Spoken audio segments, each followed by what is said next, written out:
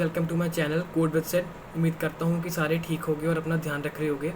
तो guys thank you. पहले तो मैं आपका बहुत बहुत थैंक यू करना चाहता हूँ कि आपने मेरी वीडियो को इतना अच्छा रिस्पांस किया और उस पर काफ़ी लाइक्स व्यूज़ हो गए। तो thank you for motivating me.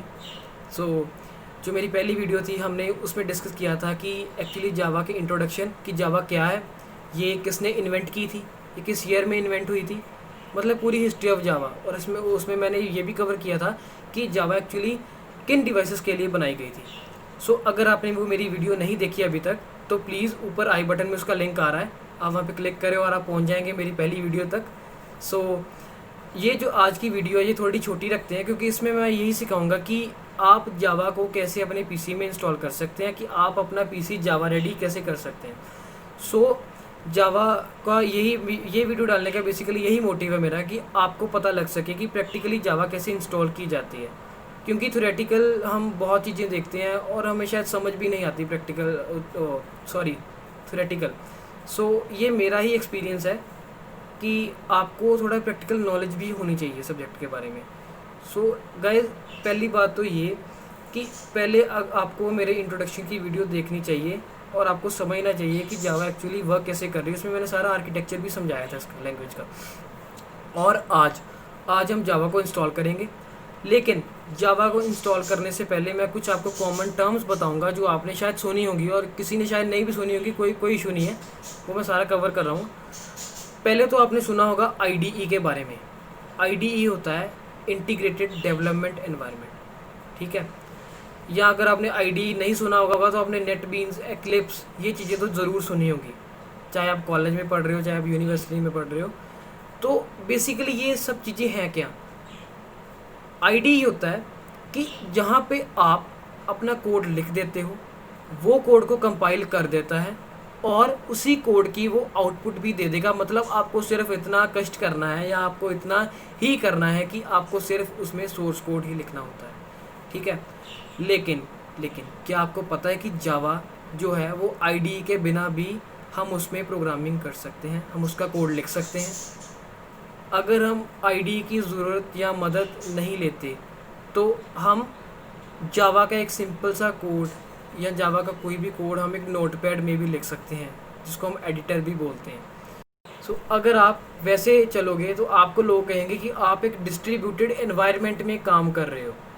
Distributed environment मतलब कि जहाँ पे आपको कोड भी लिखना पड़ेगा और आपको उसको कंपाइल भी करवाना पड़ेगा और आपको ही उसकी आउटपुट के लिए कमांड देनी पड़ेगी कि ये कोड अगर कंपाइल हो गया है तो कंप्यूटर से आपको ही कमांड देनी पड़ेगी कि इसको अब रन करके भी दिखाओ। सो ये चीज़ें होती है डिस्ट्रीब्यूटेड एनवायरनमेंट की। अब कई लोगों को लगता होगा कि यार डिस्ट्रीब्यूटेड एनवायरनमेंट ना बहुत डिफ़िकल्ट है IDE से। सो मेरा मानना तो है हाँ डिफ़िकल्ट है, लेकिन हम यहाँ प्रोग्रामिंग सीखने के लिए बैठे हैं, हमें प्रोग्रामिंग का कुछ नहीं पता। मैं मानता हूँ आपकी बात कि आप कोई अगर बिगिनर लेवल पे ये मेरी वीडियो ट्यूटोरियल्स हैं तो आप अभी बिगिनर्स हो, आपको कुछ नहीं पता जावा के बारे में। तो अगर आप एक IDE में काम कर रहे हो तो उसका नुकसान ये है, फ़ायदा तो है उसका कि आपको सिंटैक्स लिखने की ज़रूरत नहीं है। आप थोड़ा सा टाइप करते हो, उसकी इंटेलिजेंस खुल जाती है और आपको उस कोड को लिखने में आसानी हो जाती है। लेकिन उसका नुकसान ये है कि आप अपने खुद से उस लैंग्वेज को ग्रैस्प नहीं कर पाओगे। अगर आप एक IDE यूज़ कर रहे हो तो अब हम बात करते हैं कि अगर आपने एक नोटपैड में या अपने कमांड प्रॉम्प्ट में उसको कोड को लिख रहे हो या कंपाइल करवा रहे हो तो आपको यही फ़ायदा है उसका कि आप through the beginning till and आप खुद कोड लिख रहे हो, including the syntax, including your logics. तो इससे क्या होगा, इससे ये फ़ायदा होगा कि आपको पता लगेगा या आपका माइंडसेट है वो उस लैंग्वेज में कंफर्टेबल हो जाएगा। क्योंकि आप जितनी प्रैक्टिस करोगे, जितना लिखोगे, उतना आपको पता लगेगा कि यार यहाँ पे ये चीज़ आनी है, यहाँ पे ये चीज़ आनी है। सो मेरी सलाह तो यही है कि आप पहले अगर बिगनर हो तो आप थोड़ा सा काम डिस्ट्रीब्यूटेड एनवायरनमेंट में भी करो। मैं भी सिखाऊंगा डिस्ट्रीब्यूटेड एनवायरनमेंट में, जो मेरी अगली वीडियो आएगी उसमें हम पहला प्रोग्राम डिस्ट्रीब्यूटेड एनवायरनमेंट में ही करेंगे, ठीक है। तो अब हम स्टार्ट करते हैं JDK के इंस्टॉलेशन से। तो JDK क्या होता है? JDK का मतलब जावा डेवलपमेंट किट। इसमें जावा वालों ने या ओरेकल ने, जिसको आजकल तो जावा ओरेकल की ही प्रोडक्ट है, तो ओरेकल ने क्या किया है, JDK बनाया था। उसमें क्या किया था, इसका कंपाइलर, मतलब जो जावा के लिए चाहिए लैंग्वेज को इंस्टॉल करने के लिए या जावा को रन करने के लिए, वो सारे मॉड्यूल्स, वो सारी लाइब्रेरीज, वो सब कुछ उसमें ही डाला हुआ है JDK में। ठीक है, इसमें रन टाइम एनवायरनमेंट भी है जिसमें हमारे प्रोग्राम्स रन करते हैं। तो JDK का ये मतलब है, अब हम JDK को इंस्टॉल भी करेंगे, लेकिन JDK अकेला इंस्टॉल करने से कोई फ़ायदा नहीं। अगर आपको एक डिस्ट्रीब्यूटेड एनवायरनमेंट में काम करना है तो उसके लिए अब मैंने जैसे बात बोली कि आपको डिस्ट्रीब्यूटेड एनवायरनमेंट में काम करना है, अब आपको ही बताना पड़ेगा ना कि इसका पाथ कहाँ पे है या इसको कंपाइल कैसे करना है। तो वो कैसे दोगे, क्योंकि कंप्यूटर का दिमाग तो होता ही नहीं है, आपने भी सुना है। तो कंप्यूटर का दिमाग नहीं है, अगर किसी बंदे का दिमाग ही नहीं है तो हम उसको कैसे समझाएंगे कि यहाँ पे कंपाइलर पड़ा है, यहाँ पे रन टाइम एनवायरनमेंट पड़ा है, यहाँ पे रन करके दिखाओ, यहाँ पे कंपाइल करो। तो उसके लिए हम विंडोज़ में हम उसको देते हैं पाथ। पाथ का मतलब क्या है, रास्ता, कि जैसे एक डेस्टिनेशन पे हमने पहुंचना है तो हमें उसका पाथ दिखा दो। कंप्यूटर भी हमें बोलेगा कि अगर आपने जावा का कोड करना है तो मुझे उसका पाथ बता दो कि वो कहाँ से कंपाइल करूँ, कहाँ से रन करूँ। तो बेसिकली पाथ का मतलब ये होता है। पाथ मैं आपको देना सिखाऊंगा कि आप कैसे पाथ दे सकते हो। ठीक है, तो इसके लिए हमें अब स्टार्ट करना पड़ेगा कि हम JDK को कहाँ से इंस्टॉल करें, कहाँ से डाउनलोड करें, पहले तो कहाँ से इंस्टॉल करें और कैसे इसको कॉन्फ़िगर करना पड़ेगा हमें। तो चलिए शुरू करते हैं कि JDK इंस्टॉल या डाउनलोड कहाँ से करते हैं। सो JDK इंस्टॉल करने के लिए हमें पहले जाना पड़ेगा हमारे गूगल क्रोम में। तो क्रोम में हमें टाइप करना पड़ेगा कि जैसे मैंने लिखा JDK डाउनलोड। जैसे मैं इस पर एंटर क्लिक करता हूँ तो आपकी तरफ खुल जाएगा ये पहला लिंक, जो कि ओरेकल का ही है, अपना ऑफिशियल लिंक है। तो इसमें क्या होगा, इसमें जो भी लेटेस्ट जावा का वर्जन होगा, जैसे जावा SE 14 स्टैंडर्ड एडिशन 14 रिलीज़ हुआ है, तो यहाँ पे आ जाएगा JDK डाउनलोड दिस वन। आपको यहाँ पे क्लिक करना है। क्लिक करने के बाद आपके पास ये एक पेज खुलेगा, जस्ट स्क्रॉल डाउन एंड आपके पास काफ़ी उसके प्रोडक्ट आ जाएंगे उसी JDK के अकॉर्डिंग कि आपका ऑपरेटिंग सिस्टम कौन सा है। जैसे लिनक्स के लिए अलग अलग है, मैक के लिए अलग अलग है, अगर आप एप्पल यूज़ कर रहे हो तो। ये हमारी विंडोज़ का है। अब ये विंडोज़ 64 बिट वाली है। मैंने उस वीडियो में ये भी कवर किया कि 64 और 24 बिट्स 32 बिट्स में क्या डिफरेंस होता है। तो आपने अगर वो भी नहीं देखी तो प्लीज़ मैं फिर से उसका लिंक दे रहा हूँ, आपके ऊपर ही आ रहा होगा आई बटन में, तो आप जाके देख सकते हैं। So back to our video कि ये देखिए यहाँ पे आ रहा है विंडोज 64 इंस्टॉलर या विंडो कंप्रेस। आपको डाउनलोड करना है ये वाली EXE फाइल JDK की। अगर आप यहाँ पे क्लिक कर रहे हो तो आपने यहाँ पे क्लिक करना है कि आई हैव एक्सेप्टेड और डाउनलोड पे क्लिक कर देना है यहाँ पे। सो जैसे आप यहाँ पे क्लिक करते हो वो डाउनलोड होना स्टार्ट हो जाएगा।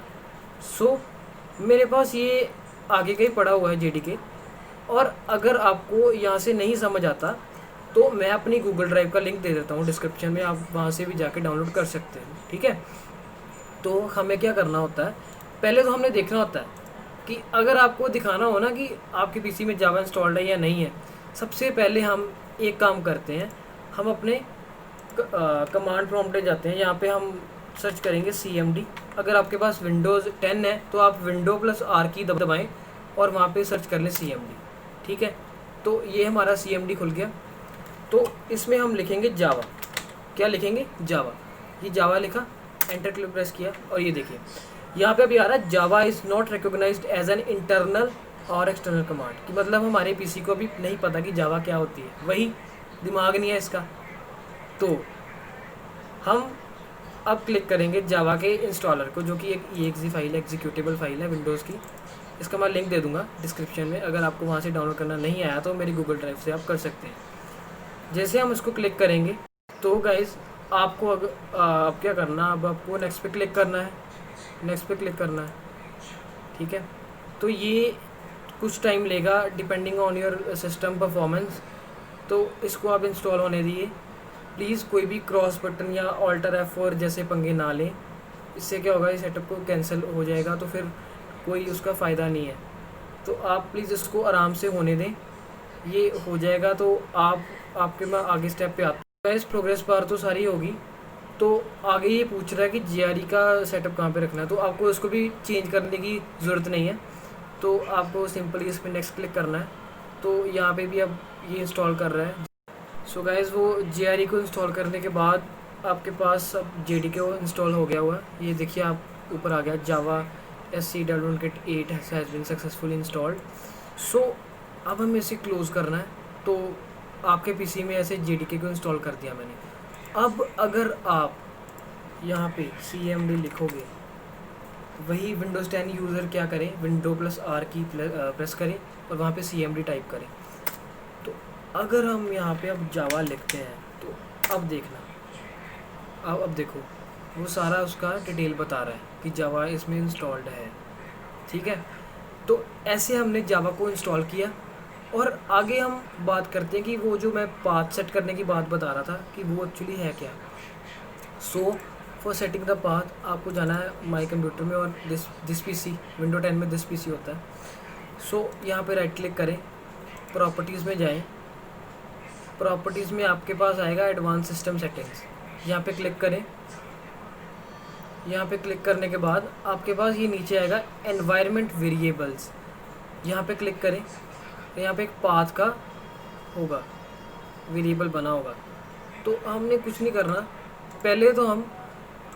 पहले हम जावा का बिन को पहले हम लोकेट कर लें कि वो एक्चुअली कहाँ पे पड़ा है। तो माई ड्राइव C खोली, तो इसमें प्रोग्राम फाइल्स में जावा, प्रोग्राम फाइल्स में जाके आपको जावा मिलेगी। ये जेडीके, यहाँ पे एक जीआरई भी है, आपने वहाँ पे नहीं जाना, आपने जेडीके में जाना और इसका बिन फोल्डर, जेडीके का बिन फोल्डर लिखा। अगर आपके पास विंडोज़ 10 है तो सेम ही इंटरफेस होता है विंडोज़ का, ये कोई नहीं है कि विंडो 10 में ऐसे आता है विंडो 7 में। तो आपको क्या करना है, ये सारा बात कॉपी करना। अब कॉपी कैसे करोगे, आपको यहाँ पे क्लिक कर देना, वो एक टेक्स्ट फाइल में जनरेट हो जाएगा। राइट क्लिक करें, कॉपी करें। अब आपने बिन को कॉपी कर लिया, तो फिर से वही स्टेप्स, माई कंप्यूटर में जाएं, right click on properties, then advance system settings और इसमें एनवायरनमेंट वेरिएबल्स। और अब आपको न्यू पे क्लिक करना है। न्यू पे क्लिक करके वेरिएबल का नाम दे दें जावा होम, दे दें जावा अंडरस्कोर होम। ये वैसे डायनेमिक नाम होते हैं, आप कुछ भी दे दें जावा होम। और इसकी वैल्यू यहाँ पे उस पाथ को पेस्ट कर दें। ठीक है गाइस, इसको ओके करें और ओके। अब ये आपका पाथ सेट हो गया। जब हम इसका पहला प्रोग्राम करेंगे तो मैं आपको बताऊंगा, जब आपने पाथ सेट नहीं किया तो भी आप इसको कैसे रन कर सकते हो। मतलब मैं आपको सारी मेथड बताऊंगा कि जो भी मेथड होते हैं एक प्रोग्राम को रन करने के लिए। तो इस ट्यूटोरियल में मेरा यही मकसद रहेगा, या मेरा यही एम रहेगा कि आप लोग जितना सीख सकते हो उतना सीखो।